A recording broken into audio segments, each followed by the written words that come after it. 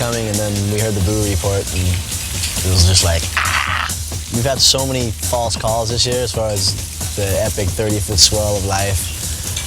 That we were all kind of worn down. I was pretty worn down. I just kind of went, oh well, hopefully it'll be big, see it in the morning. But yeah, I was a little too restless. I tried to go to bed like 10. I just kind of rolled around in my bed, and I called the 11 o'clock buoy report, and I think that's when it hit, like 20 feet, 25 seconds or something, and that was just like, oh my gosh. I'd never heard anything like that, so it was pretty hard to sleep after that.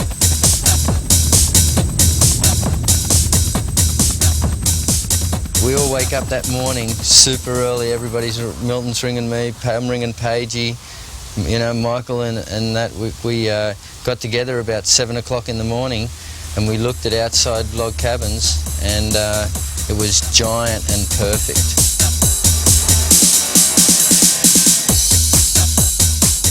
We woke up about 5:30, and Sonny and I went down there and checked it out. And we saw, I don't know, 35, 40 foot, a couple waves that were just death.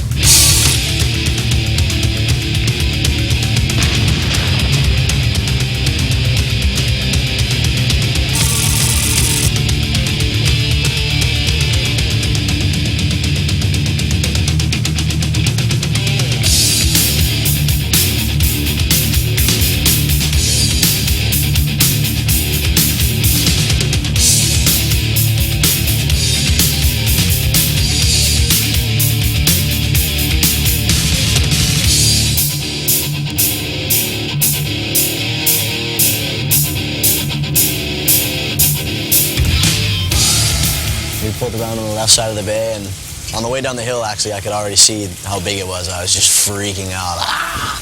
But I didn't think it was so big that we wouldn't be able to surf Waimea. I thought the eddy was going to be on. Waimea was not rideable. It was too big. You couldn't get out. There were rideable ways on the outside, but there were these closeouts, absolute 35-foot closeouts that came through Waimea. Dwarfing the bay. Yeah. So I had seen it before. I had been watching since '74. Ever since the first major closeout day I saw at Waimea, we started watching outside logs. So for me personally, and for Dan, I think it was a culmination of 20 years of waiting for an opportunity to surf the spot. It was the day that we waited for, the day that we hoped would come someday.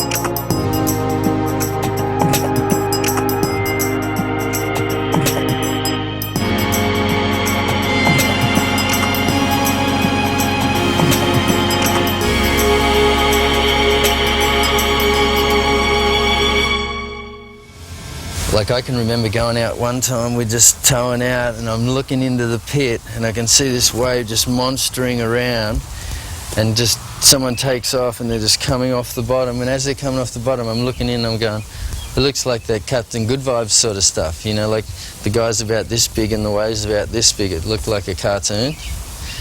And I just remember looking in just going, wow, this is the kind of pictures that you draw at school and stuff. I definitely saw waves that were bigger than 50-foot faces. It was almost like a cartoon on how small he was on the size of that wall, that face of a wave.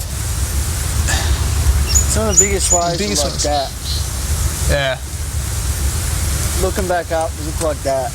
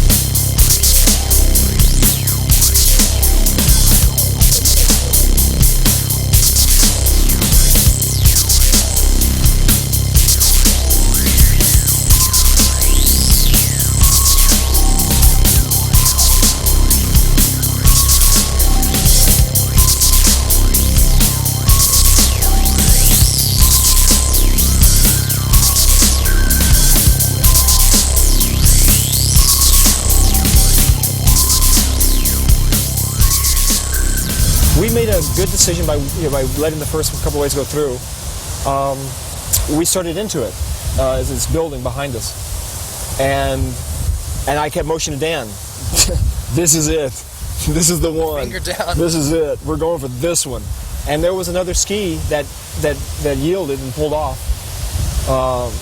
and we went down to the ledge, the machine, and we were committed. The ledge was so massive and so big. The trough just stretches out for, it seems like a quarter of a mile. It's phenomenal. I mean, it's the whole ocean, the bottom of the ocean just drops out. I just kept going, this is it, we're doing it. I said, just go, go, go. And we just charged into it. And as soon as I had the speed, I let go. And I just put it on rail, and the whole board was just fluttering. It just was so much speed. And I just held my edge through the flutter, and then saw my time to turn and pulled up and just climbed up the face. And it was massive. He was focused and concentrating on what he was doing and didn't see what was coming up from behind him. I was out in the flats on the machine looking back, and I've never ever seen a wave to that extent before. And after he kicked out, I was ecstatic. I couldn't express to him what he had just completed, and that was the biggest fucking wave I've ever seen in my entire life, and he killed it.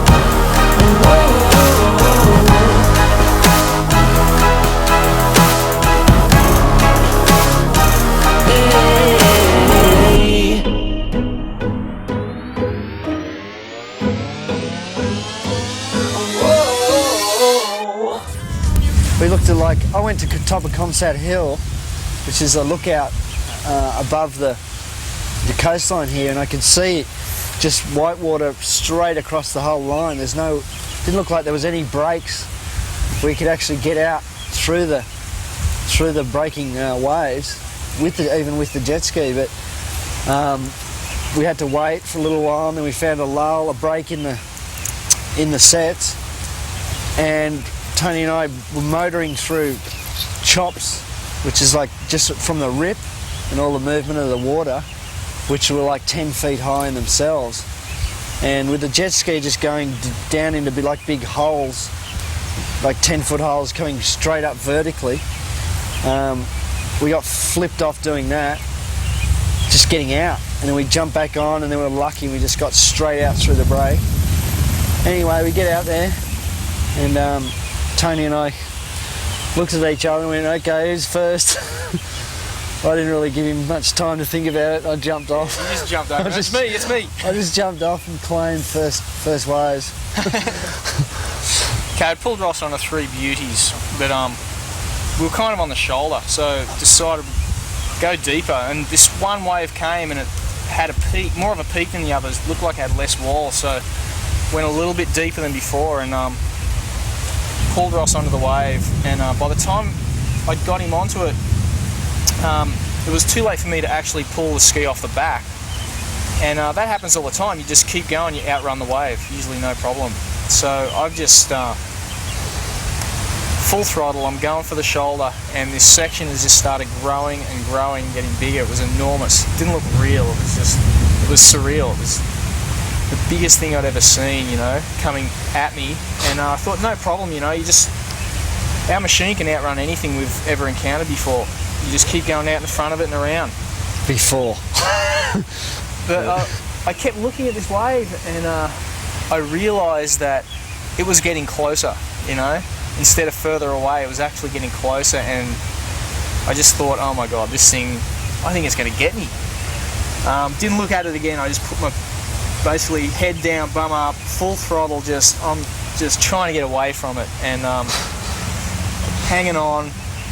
The next thing I knew, the whitewaters engulfed me, and I lasted about half a second hanging on and just exploded up, down, around, under, I don't know where, just everything was gone. I'm like, all I could think of was, where's Ross? Is the jet ski going to hit me? What's going on? Like, am I going to die? The jet ski's going to get smashed to pieces, like everything. It was really heavy. The wave was huge. Seeing that the thing's walling up too fast, for my speed, I wanted more speed, so I hung onto the ski to try and get more speed. But then I saw Tony straighten out, because he wasn't escaping it, and I had to as well, so I let him go. I tried to straighten out with him, parallel, going faster than the jet ski. And then I just wore the whitewater, tried to ride the whitewater for a little bit further, and then I just got evaporated. And then underwater for quite some time, and I pop up wondering where Tony is to come and get me, save me and pull me straight out. He wasn't there. I was kind of angry, going, where is he, what's he doing? I go into another wave, and I pop up my head, I turn around and just see this purple seat, which is the seat of our jet ski. And then I knew that Tony had been mowed down.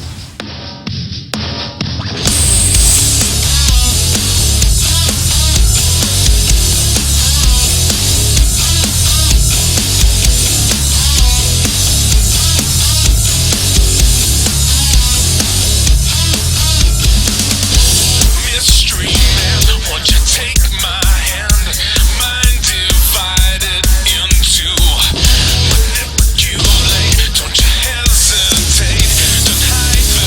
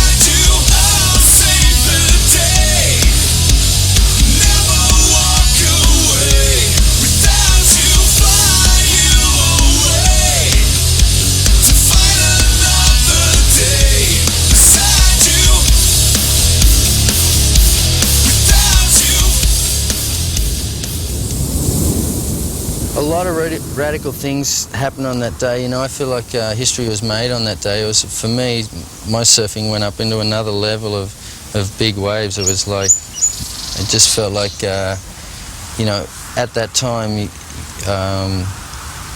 everybody was just playing their best game.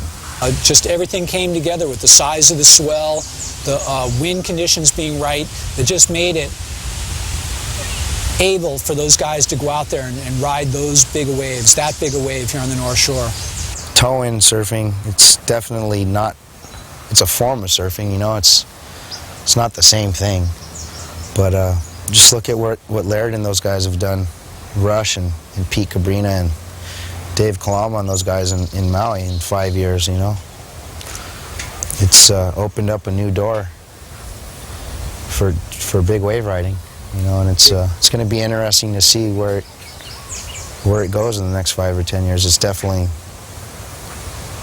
fun, and it enables us to catch some of the biggest waves ever ridden. A swell like that, I've seen waves that big, but I didn't know that they could be clean like that. That was like it could be a once in a lifetime swell. You might never get to see a swell that big and that clean ever. Now that the ice has been broken, all of our questions have been answered, whether or not you could ride a wave that large. I think everybody's going to be ready to go to the next level. I think everybody's going to be chomping at the bit to try to see what they can go to. It's possible. It's possible to ride the dream wave of my life. I mean, the wave is so perfect and so big, it's so massive that, and it's not just riding. We're surfing. We're doing cutbacks. We're coming off the lip, out from under the lip. It's surfing. It's surfing at a whole nother level. It's unbelievable.